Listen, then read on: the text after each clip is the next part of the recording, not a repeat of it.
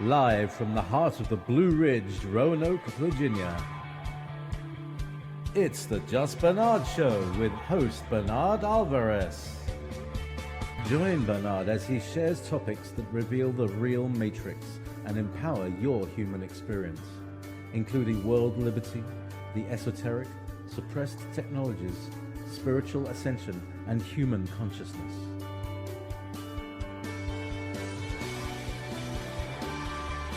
Humanity has awakened, and our time has come to realize our full potential.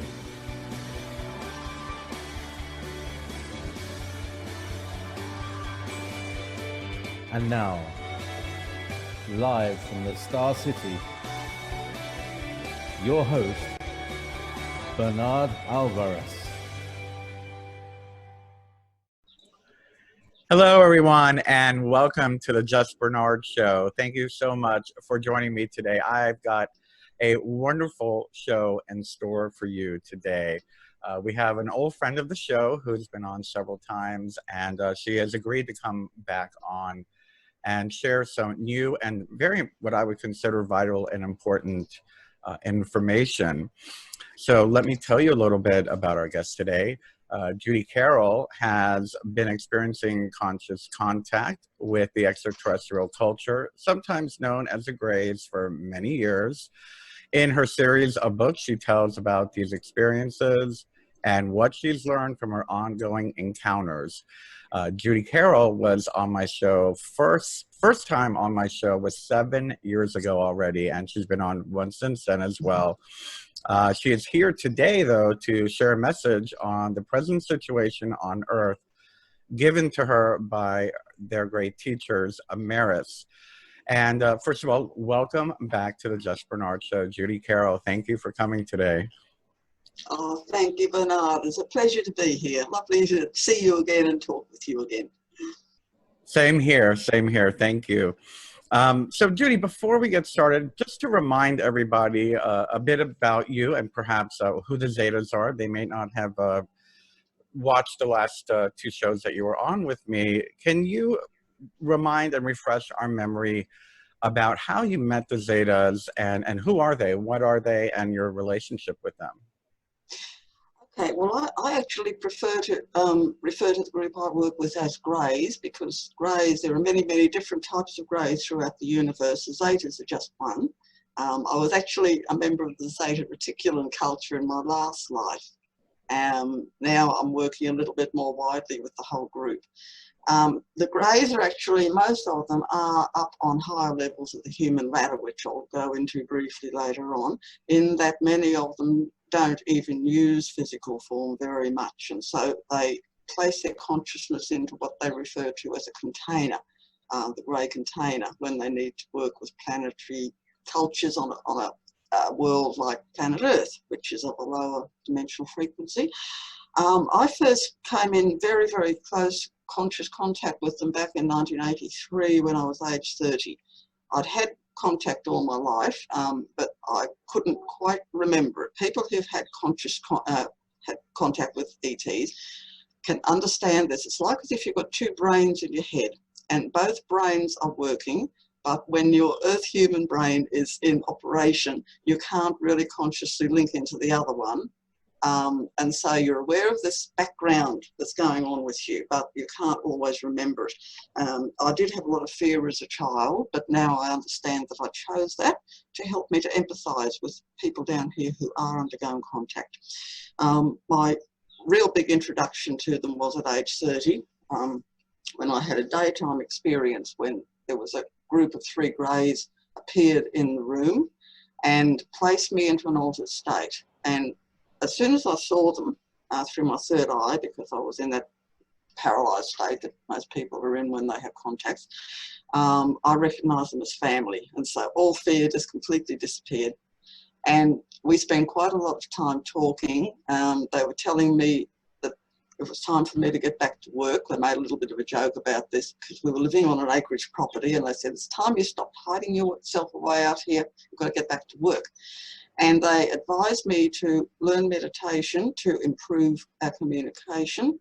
And I'd actually been a professional dancer from age 15. Mm. So meditation wasn't a thing that I would have found easy. So the grey teacher that I work with, Maris, advised me to take up Tai Chi, which I didn't even know what it was back then.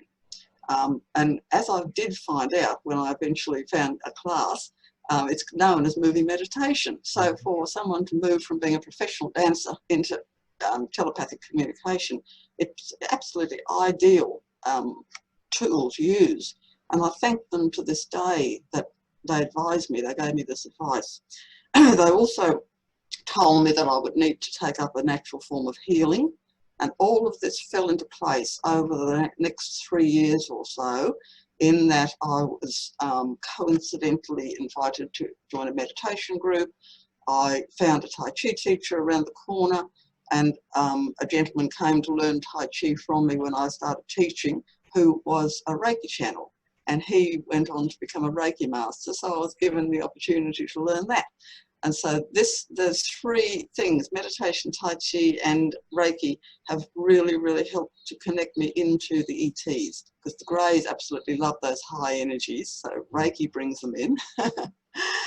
So that's how I've got to know them. In the year 2000, I was asked to help out a lady by the name of Helene Kay, whose family was undergoing very, very full-on contact with a tall Grey by the name of Boris. I didn't know Helene, but as soon as I spoke to her on the phone, I recognised her, and it turns out that we worked together up on the ship. And I helped them through the fear, explained what was going on, and her daughter Kira ended up getting a very, very strong conscious link with this Grey, tall Grey Oris. And we compared teachings that she was given. She was given exactly the same messages that I've been given. So this all provided wonderful validation for me. Helene and I still work closely together, and she is the co-author of a book that we wrote, The Zeta Message, that you mentioned before, Bernard. So it's a story of my life, a story of her coming into contact experiences and all the teachings that Oris gave us. Wonderful. And thank you so much for refreshing our memory and refreshing mine as well. For those of you watching, I'm getting a message here that Judy's bandwidth is unstable. So her video is going to be breaking up, as you can see. And please, we can hear you fine, Judy, and you're coming through loud and clear. And that's what's important, is the message right now. And speaking of the message, one of the reasons why we're having you on the show today is you've been receiving some new and updated messages on what is needed for the Earth plane and humanity right now. What's going on right now? What do we need to do to come through all of this? You want to share a little bit about that with us?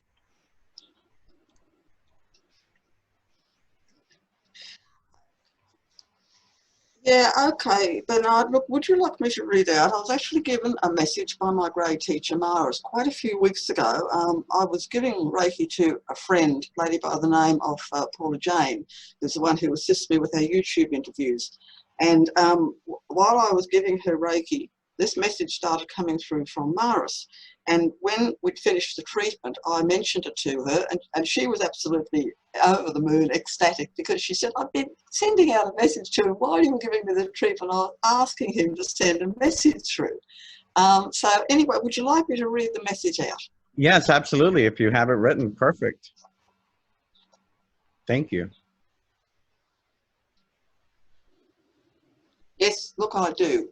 What he tells us is everything in the universe is energy. So everything that manifests in the universe, whether it's perceived by Earth humans as good or bad, comes originally from source. Source is the word that the ETs use to describe God. To understand the reason why seemingly negative events occur, such as this COVID virus, there are three basic facts that need to be taken into consideration. Firstly, source or God energy is non-polarized. It's neither negative nor positive, but rather composed of both polarities held in a state of perfect oneness and balance. However, once energy moves out from source and transmutes to a lower frequency, and most especially on a highly polarized planet such as Earth, separation and polarization occur. One aspect of extreme polarization are the illusions of good and bad. In the greater reality, these opposites do not apply. All is oneness and balance. But in 3D Earth plane manifestation, yes, such states are a subjective reality. Secondly, death is an illusion. What Earth humans perceive as the greatest tragedy that can happen, the death of a human being, is simply a prime opportunity for spiritual growth and evolution. The death of the physical body, which is nothing more than a container for the soul, frees the spirit to enable it to focus on higher learning. It can then choose whether to reincarnate back to a physical life on Earth or elsewhere, or else to progress to a higher, less physical level of the human ladder. No death is ever accidental. Every soul freely chooses in its pre-birth state where and how it will make its transition at the end of the coming life. Thirdly, the planetary shift from fourth to fifth world consciousness. We have discussed this in the past, and it's most important to understand that when a planet is going through an evolutionary shift, as Earth is doing right now, those souls who are not ready or able to consciously make the transition in synchronization with their home planet take the opportunity to make a timely exit through death so that they can then partake of higher learning between lives. They can then either reincarnate back again in step with their higher evolved planet, or else to another version of the planet that is more compatible with their energy frequency. Remember, planets as sentient beings are multidimensional, so in the greater reality there is an Earth to suit all tastes. This is the reason why mass deaths always occur around the time of planetary shifts. Death is not an ending, but rather a beginning. Oh, So thank that's you. what he has had to say about it. And what he's trying to get across is that no matter what's happening, we don't want to choose to tune into fear. We need to choose to tune into love. I couldn't agree more, and I thank you for sharing that message, because it seems to me my initial reaction to all of this when it began, I don't want to say it was similar. I by all means, in no way do I want to sound disrespectful to anyone's loss of family or friend or anything like that. But that's Exactly. similar to what I thought of, in the sense that these people are transitioning. They've decided to move on to the next level, or as you said, move into that space to learn more.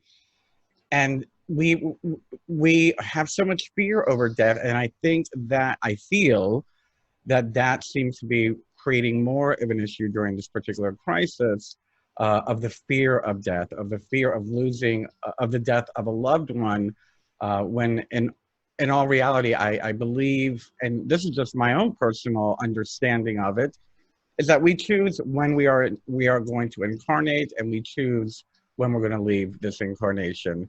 And that goes for every living being, whether it be a human being, an animal, or whatnot, that it is just a kind of a preordained contract that we made before we even incarnated on this planet. So thank you for helping me with that and putting it into such a nice, eloquent way. I should say thank your teacher for sharing that and helping me put it in an eloquent way. What are your thoughts on that as an observer?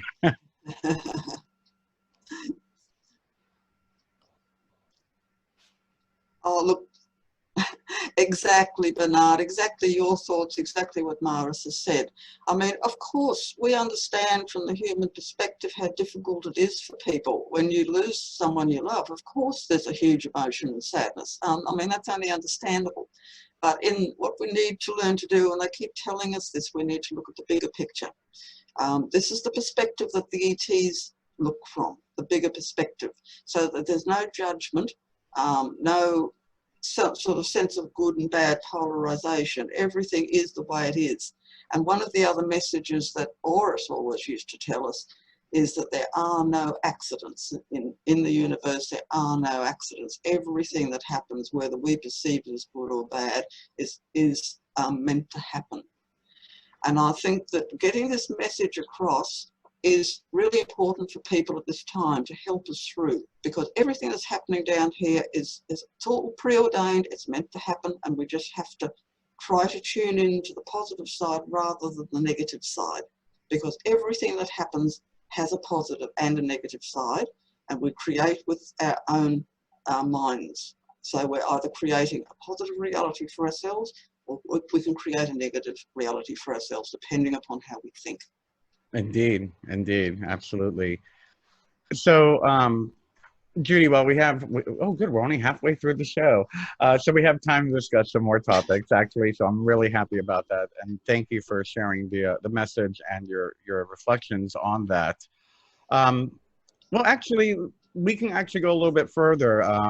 Let's talk a little bit about the importance of soul spirituality to be acknowledged and how the contact with ETs is helping us with this. And it seems to be expanding. I can't say that contact with ETs is expanding. I haven't seen it so much during all of this because we've been weighed down with the heavy vibration of this pandemic. However, prior to that, it just seemed to be blossoming. And well, actually, even within all of this, we have the United States Pentagon acknowledging, UFOs and all of their, their videos of it. So I guess maybe during it, something did happen. So why is it so important to acknowledge the soul spirituality and how this contact is going to help us? Yes, Bernard, it's really important, and this is another huge thing that the Greys push.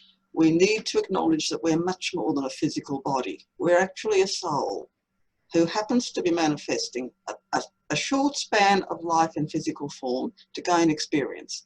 Now, once people can get their heads around this, it helps us to move past the fear.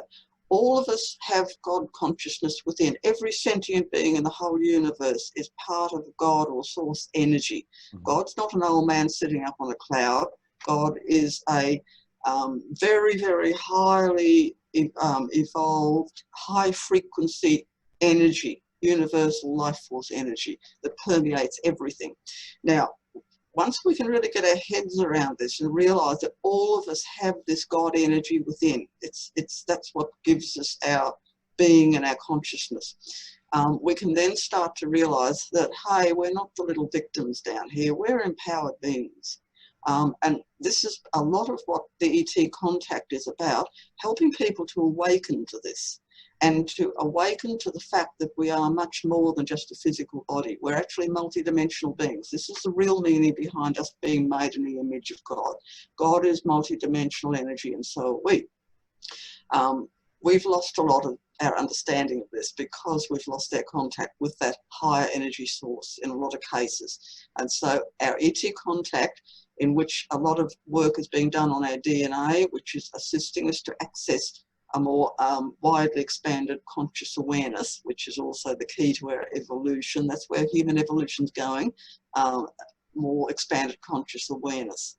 And so this is the reason why this soul spirituality link is really important, because it gives us the empowerment to be able to see things through down here and just take a little bit more of a less judgmental stand back, just allow things to happen, but realize that there's positivity in everything as well as negativity, and link into that positivity. God is love, God is positivity, and that's the energy that we have to learn to link into, which is really, really important. I feel that we have that ability when we're born. I believe that we lose and we forget it, and then sometimes many of us will reconnect with that. But we allow ourselves to constantly be distracted by other things such as, economy, politics, religion, family issues, dynamics, relationships, and all of that. But I do believe that, and I do believe that we just really need to be reminded of that we can just think of it, and we are connected with that higher positive, source of vibration. And with that being said, I was reading on your website to refresh my memory about some of the stuff that we talked about. And there was something there that you had said, whether it was you or whether it was a message from the Zetas, about how we don't realize that the mind is not to do the daily tasks that we do, but it's actually an inner portal for us to be able to go anywhere in the universe, go to any dimension of reality, and that we don't utilize it as a tool as such. Yes. Yes, that's really important. That's a good point to bring up, because imagination and mind tends to be put down on Earth. Oh, it's all in your mind. Oh, it's just your imagination. What people don't realise is that the mind is a portal to other realities, and we are multidimensional beings. This human ladder that the Greys talk about is actually the path of evolution for humanity. And what it is, it's a series of 10 levels, galactic levels they call it, but they're not galaxies, they're states of mind, of expanding conscious awareness. So planet Earth is right on the bottom level, so we can access approximately 10% of our conscious awareness, linked into about the 10% of our DNA that's activated. As we move up the ladder, we can move into 20%, 30%, etc. Right up the ladder, top of the ladder, where we're 100% mind, 100% consciousness, is basically what people think of as the angels. It's just absolute pure mind, move way past the need for physical form. Now, this expansion of consciousness is a dimensional thing. We are multidimensional beings, and all of us do have a part of ourselves on every level of the human ladder. And so often when we get a visit from, say, an angelic being or an ET or something from seemingly up there, it's actually a higher part of our own self. And this is why we feel such a deep sense of oneness with that being. So this is a really important thing for people to understand, that yes, we are multidimensional. We're way more than just the body. And our mind is the key. Our mind and our consciousness is the key to enable us to access these other realities, which of course is what meditation's all about. It's teaching you to focus your mind in stronger ways to be able to access other dimensional realities. Yes, it is. And I like to call it inner alchemy, but that's just an Earth term. But yeah. That's good. I like that. You know, but that being said, and I'll comment on this, is I want to talk a little bit about our higher consciousness, as well as the idea of human, transdimensional, alien, extraterrestrial, hybrid consciousness and whatnot, because, you know, we don't hear so much about it anymore. And like myself, I talked about my situation when I first got on the scene quite a bit, but unfortunately, the idea of me being an incarnate Arcturian was too distracting. All people wanted to hear was the consciousness that came through me, and I personally did not like channeling publicly. I felt overpowered. I didn't like the way it made me feel. I made a deal with them. I said, you can send information through me, but you're not taking over my, you're not speaking out of me publicly anymore. But the point I was trying to make is that the message wasn't heard because it was obscured by this idea, oh, Bernard's going to channel the emissaries of light or the Arcturians or whatnot. So now I share the message. They give me the message and I share it. But we forget, the reason why I brought it up is that in my book, they revealed, which I didn't even know because I was in trance when the book was written. It was revealed to me by the transcriber that they claim that you're one of them, that they're one of them is incarnate in your body. I was like, what? I had no idea. And so when I think of this idea of hybrid, that's what I think of. And I know you have a similar, a similar paradigm as me when it comes to that. So can you share with us a little bit about the idea of this, gray earth human blended soul, and what is that all about, and a little bit of how that is for you? Yes, it makes life interesting. As you've just said, it does make life interesting. It's a pre-birth choice to come as a blended soul, and it enables us to bridge two planetary cultures. In my case, the Greys and the Earth humans, and it enables me to be able to consciously link into both. And I think really I've found this is very valuable, understanding things from both perspectives, because I always seek to assure people that the Judy you see here speaking is no different down here to when I'm up on the ship. I'm exactly the same person. because I know a lot of fear is spread about the greys down here, but the ones who are causing problems are not genuine greys. They're beings that have been created down here. The real greys are very highly evolved beings. And when I'm up on the ship, I'm exactly the same person as I am down here. I am consciously aware of doing work up there with people, and it's just given me such a wonderful perspective to be able to see it from both angles, because having been through the fear myself as a child, I understand why people are scared when they're taken up on the ship. And as a grey, I try and do what I can to reassure them when they're up there, which isn't always easy, because up there we communicate telepathically, and when a human's in fear, we often can't get through it's like they enclose themselves in a cocoon of fear, and it's very, very hard to get through to them. So yeah, it's not always easy looking from that blended soul perspective. It makes you very sensitive to things down here, for example. Have you found that it's difficult for you in life down here? Absolutely. I think I'm finally getting it now that I'm in the last, quarter of it or whatever. But yeah, I would say the first 3/4 of my life was very, very difficult to come to grips with it, and just very, very well. I like to call it, and I know it's very cliche to say this, the stranger in a strange land syndrome of who are these people? What are they doing? You know, why am I here? Why am I doing this? You know, I do not feel the need to do what everybody else is doing. I never have. You know, everyone calls that being a rebel. I'm like, no, I just do not. I don't have a herd mentality, and I don't mean that in a condescending way, but this is just not it's not for me. It's just not for me.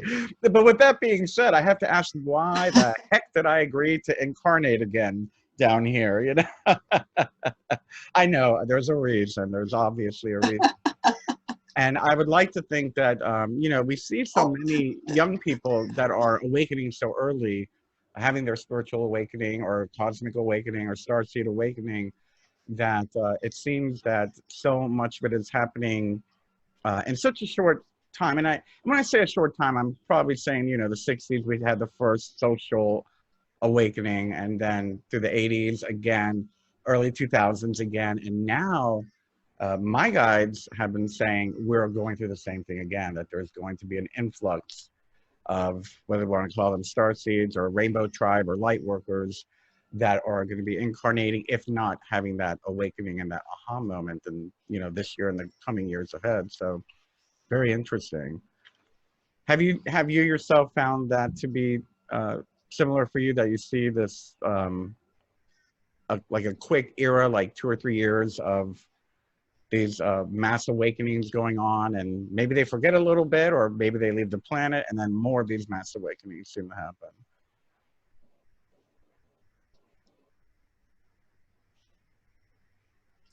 Have you? Oh yes, for sure, for sure. My co-author friend Helene Kay works with a lot of children. So yes, she has a lot of these star kids coming to her. There are many, many more now, for sure. I absolutely agree. Anyway, Judy, I just realized we are out of time. This has been so wonderful, and we've covered so much wonderful and important topics that I'm very glad you had the opportunity to come on and share with us. Do you want to tell us anything before we go? And please remind everybody where they can find more information about the work that you do. Yes, for sure, Bernard. Our website is ufograyinfo.com, and the grey is spelled with an E. My latest book is Extraterrestrial Presence on Earth, Lessons in History, which is available through Amazon and Kindle if people are interested in that. Tells a little bit of the history about what's going on down here and what's going on right now. And we have Facebook pages, the Zeta Message, and my page is Judy Carroll. And also we have a YouTube channel, the Zeta Message. I might get you to put the URL up. Oh, I certainly will. It's a bit long for me to read out now. I will certainly add them in the description. So look in the description, guys, if you're watching. Anyway, Judy, well, thank you so much. Continue what you're doing, and please let us know if you get any more pertinent information that is seems urgent or vital that we need to know, and we'd be more than happy to have you come back on and share it with all of us. Thank you again so much. Thank you so much, Bernard. And thank you, everybody, for watching again. I will see you all next week. I love you very, very much. Keep your vibration high, and remember that we are one human family. So take care of one another. Have a great week. Bye-bye.